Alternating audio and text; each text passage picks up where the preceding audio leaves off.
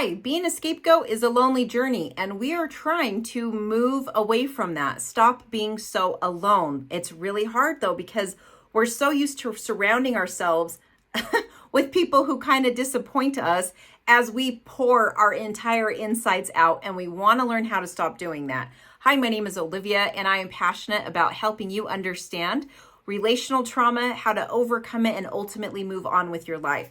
So today we're going to take a look at who could potentially be a good support for us. So we said being a scapegoat is a lonely journey. You are very much isolated.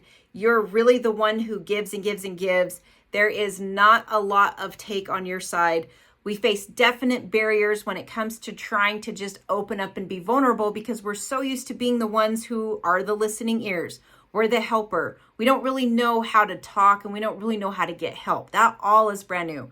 So when you're starting to wake up from your scapegoat role, you're starting to peel some of those layers back. We really want to leave this old role of scapegoat. That was not something we chose. It was assigned to us. And we very much need to learn how to live almost like a brand new life. And there is a lot of uncertainty in that. There's a lot of fear in that. There's a lot of faith that's involved in that, because you are stepping it into like the abyss. It feels totally brand new. But also, I'm hoping you get to a place where you can see just massive amounts of hope, because now you get to cultivate the life that you always wanted, or you get to start to dream of a life that you actually like and want to live. So it's not just about what you're leaving behind. It's about what you're going to get because you chose to leave that role of scapegoat, which is not easy. It's not something I take lightly. So one thing we said, if this is a lonely journey, then for me to get new life, I got to get support. I got to stop being so alone. And having a support system is key to not only getting out of that role, but to staying out of that role. So if you clawed your way out of that role, can I just tell you how proud I am of you? Because I know how difficult that is, especially if you pretty much did it on your own. My guess is you probably had one or two at least people that were speaking into your life or that were supporting you somehow. But now we really want to stay out. And to be able to do that, we need to cultivate a support system.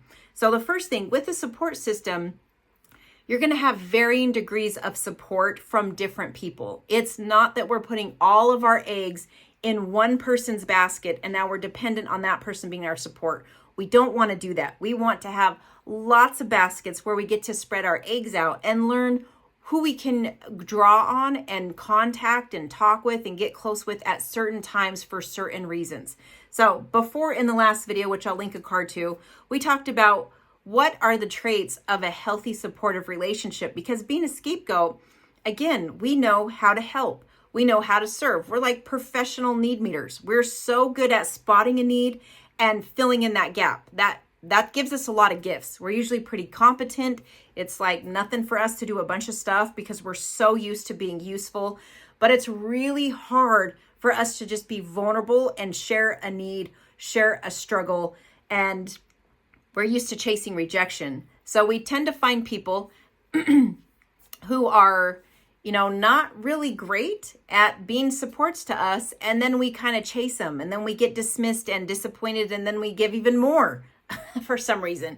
And then it gets worse, and then we give more. So we want to move away from that entirely and just really start to build up an entire support system. So today is all about, if I'm looking to increase my support, I really need to learn who has the potential to be a good support for me. And again, make sure you watch the prior video because it tells you the dynamics of a healthy supportive relationship. We need to learn that so that when it's not that, we don't keep pouring into it, because then we're going to be right back into our scapegoat role before we knew it. And that's going to probably drive us back to where we were originally scapegoated. So we want to move away from that.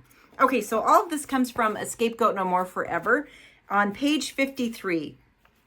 These are some traits of someone who is more likely to be a good support for us. So number one, they remember you have a need and they may even act on it. So the example that's in the book has, a coworker. And for example, this person said, oh, the next time I go to like the utility closet, I need to remember to grab a pack of markers. It's just a random example, okay? So maybe I say that to my coworker, just not even thinking anything of it. We're just talking. And then I go to the bathroom, and when I come back, there's markers on my desk, right? And so I'm like, whoa, and the person's like, oh yeah, well, I was in the utility closet and I remembered that you said you needed markers. And so I just grabbed them for you. That is someone who is listening to you. First of all, that's what they showed you, that they listened. Second of all, they heard your need. And third of all, they acted on it because they could. That's someone who has the potential to be a support to you. Now, it's not like they did one thing for us one time 12 years ago, and now we're still hanging on trying to give them all of our gems because we think they're supportive, even though they've done nothing since then. This would just be someone on my radar like, okay, wow, thank you so much. When you're a scapegoat and someone does something like that for you, it is like radical. I don't know if you can relate to that. Put it in the comment if you've ever had that radical moment where someone reciprocated support and you were like blown away by it, even though you yourself have done it 1,000 times. Just having someone do it for you is almost emotional. It's almost emotional. It's like, wow, thank you so much. They're like, it's just markers. Like, I didn't even pay for them. I just grabbed them out of the utility closet. Yeah, but you did that for me because you heard I needed it. You heard me. That's really what we're saying. You heard me and you cared enough to do it. So that's one trait. So they listen to your need and they may even act upon it. Even if they don't act upon it, if they're hearing you and it's somehow coming up later that they heard, that's important because that's someone who's paying attention and that's someone who cares. Second one, they check in with you. So if you shared something difficult with someone and the next time you see them, they're like, oh, hey, by the way, how are your kids doing? Or, hey, by the way, you were really worried about that incident at work. How did it go? Right? How did it go? So if you're thinking about that and somebody, you share it and someone follows up with you, that is someone who's thinking about you. They're paying attention and they're showing that they care when they ask how it went because they care how it went for you. That's what they're showing you. Can a good manipulator also use that? Yes, they can. So it doesn't mean like you did this one time for me and now here we are, thick as thieves. And even though you're burning me over and over, I'm still hanging on to that one time you remembered. We're not doing that because that's what a scapegoat does, right? We just want to pay attention. Do they have a pattern of doing this? Because that's someone who's showing you that they could be a good support for you. The next one, they do not shame you when you open up and talk about something you feel guilty or ashamed about. So instead, they hear you or show you comfort. So if you think about when I have a struggle or when I've fallen short, when I've made a mistake and I go to this person, I'm not met with shame.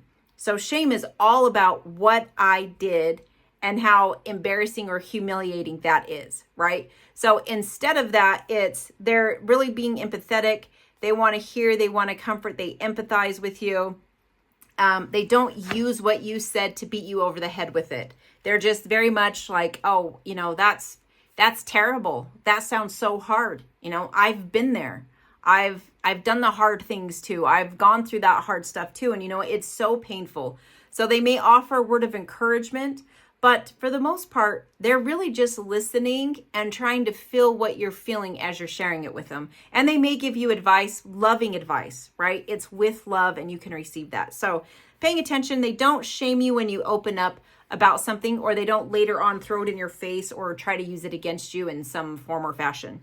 Number 4, they don't try to control you or abandon you. If you are a scapegoat, those are like the primary tools that are used. Well, yeah, shame, abandonment, and control. And sometimes it's the threat of abandonment. So I'm going to shame you back into my control. And if you're not going to acquiesce, if you're not going to allow me to control you, then I'm going to threaten to leave you or be done with you, or I'm just going to ice you out, or I'm just physically going to leave until you come groveling back to me and let me know that I can control you, and then we're going to be good again. So if you think about someone, if they are trying to control you through the use of shame or abandonment or iciness, that is not a good support for you. That's not someone you give your gems to.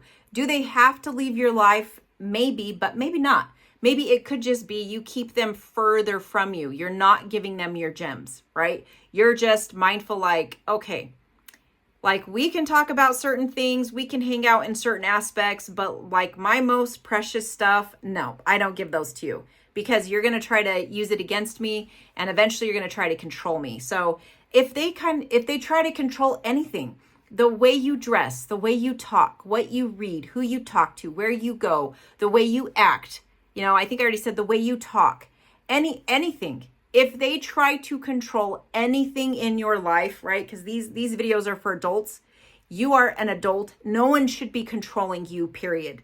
You are the governor of your life. That's it, right? So if you have someone in your life that's trying to control anything about you, that person needs to be way far away from you.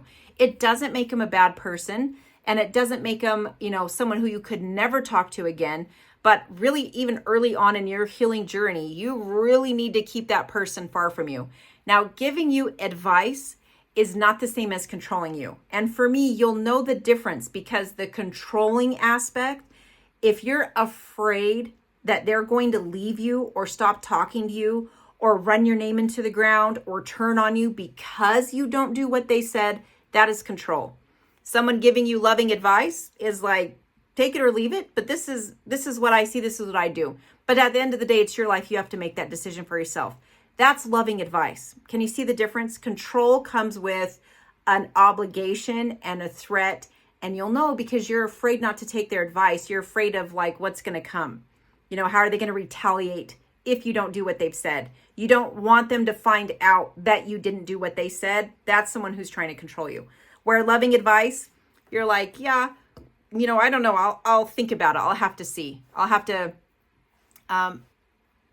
just have to have time and figure out what it is I want to do. And they're like, yeah, take your time. You pick, you decide. That's loving advice. So someone who's trying to control you or someone who, abandons you, shames you, all of that stuff is very much what was used to create you as a scapegoat, to cultivate that role for you. And it's what's been keeping you in that role. So that can't be a part of your support system. Can they be a part of your life? Maybe to a degree, but your support system, I would say no. That's not what support is made of, and it has no place in support. So that would not be part of your support system. Okay, number 5, they initiate contact as well. You'll notice when you're a scapegoat, talk about chasing rejection, you're the one doing all the inviting. You're the one doing all the phone calls. You're the one who's always initiating the text, right? If it's always you putting in the effort first, right? That's probably not someone who's having this reciprocal type of a relationship with you and not good support. So they also initiate contact. They just check in with you. They call you. They invite you places. They want to spend time with you. That is showing someone who could be a good support for you. So remember, we're kind of like keeping track of, okay, I'm listening to see if I can see these traits in people that are in my life now. And if not, then I'm going to be looking for these traits in people who are in my sphere, right? Whether I'm at like church or I'm at soccer practice or I'm at school or I'm at work, wherever it is that you go, where there are lots of people, these are the traits you're looking for so that you can start to build more of a relationship with people who have these traits with you, because these are people who are going to be good for you. And as a scapegoat, for some reason, we surround ourselves with some of the most rotten people. We really do. And maybe they're not a rotten person. They just treat us in a rotten way. But those seem to be our closest relationships. And what does that leave us with? No support, no good quality, loving relationships that are being poured into us. It's just us emptying ourselves over and over and over as we get hurt. And remember, we're trying to stop doing that. Okay, number 6. This is a big one. They don't put you down in public or in private. Wow. So thinking of that, if you have someone who puts you down publicly, that is not a supportive person for you. That person needs to back way up. You need to have a lot of space from that person. If they put you down in private, man, that is just so unnecessary, right? someone who puts you down, they humiliate you, they talk down to you, talk to you like you're less than anyone else. And does that make a horrible person? No, but it could mean that they just don't really respect you. It could be that they don't want to have a relationship with you. I mean, it could mean a million things. But I think for us, the biggest thing it needs to mean is that this is not a good support for me. And why do I keep contacting this person? Why do I keep trying to have this person in my life? Does it make them a bad person? I don't think so. It just means they're not a good support for you. And now we know, okay, well, if you're not a good support for me, you don't get to be super close to me. Doesn't mean you can't be in my life. By the way, okay, I have it over here. I knew I had one somewhere. If you're struggling in learning how to have those boundaries, like what does it mean to have someone close? What does it mean to have someone far? What exactly does that look like? You can check out my model, the relationship trust boundary model.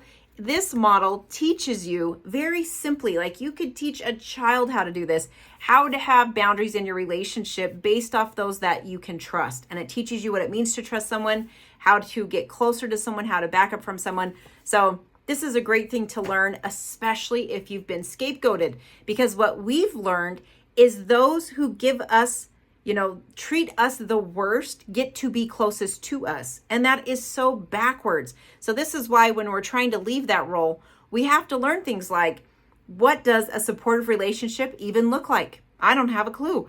What does a good supportive person look like? I know how to be one. I just don't know how to spot it from someone else.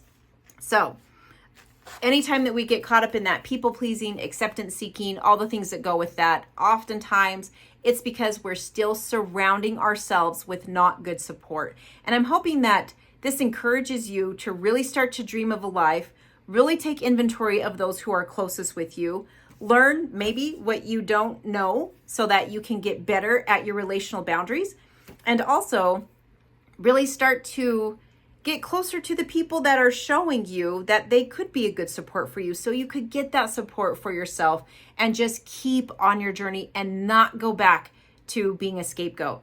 So again, you can find this on Amazon, A Scapegoat No More Forever. Same thing with the relationship trust boundary model. I'll also leave a link to the courses that I have for both of those books, as well as some more videos that I'm going to put on the screen that you can go and watch to keep helping you on your healing journey. So take good care, and I'll see you in the next one.